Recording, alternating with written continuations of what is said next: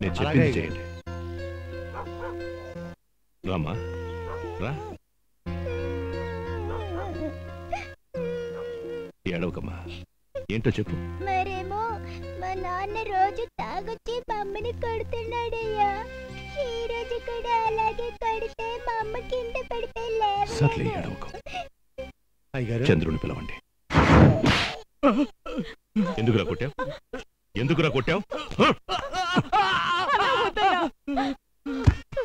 నీ చెయ్యి ఎందుకు విరిచానో తెలుసు. ఇక ముందు పెళ్ళాన్ని కొట్టేటప్పుడు ఈ విషయం నీకు గుర్తు రావాలి. తల్లి తర్వాత పెళ్ళామంటారు. కొన్ని పనులు తల్లి కూడా చేయలేదు, పెళ్ళామైనా చేస్తుంది. చంపేస్తా. మొగాడు దిగొచ్చాడు. ఇదిగోమ్మా, హాస్పిటల్ ఖర్చులు కొంచెం. ఎక్కడా సారా తాగా? సారా ఎక్కడి నుంచి వచ్చిందిరా?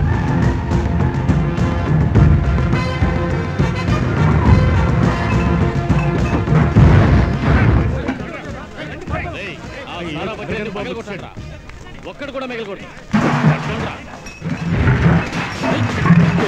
పని పాట లేకుండా దొంగసారా కాస్తుంటే నీకు షుగర్ ఫ్యాక్టరీలో ఉద్యోగం ఇప్పించాను. అది వదిలేసి మళ్ళీ పని చేస్తావా? మూర్తి, ఇన్స్పెక్టర్ ఫోన్ చేయి. ఇన్స్పెక్టర్ గారే చేయమని చెప్పారు.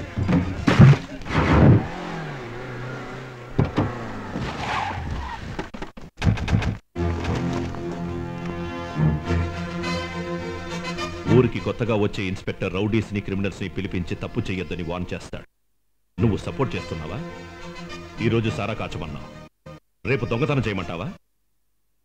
ఈ ఊరికి సంబంధించి మందు కొట్టిన వాడు కూడా తాగిన వాసన బయటికి రావడానికి ముందు ముసుగేసుకుని నిద్రపోతాడు.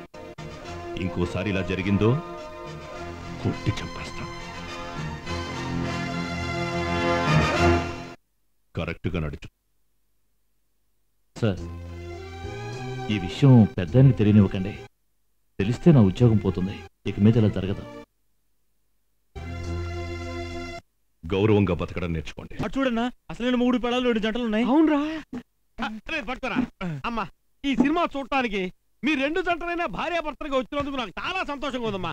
అందుకని జంటకు చైను బహుమతిగా ఇస్తానని తీసుకోండి. తీసుకోండి. ఈ విషయం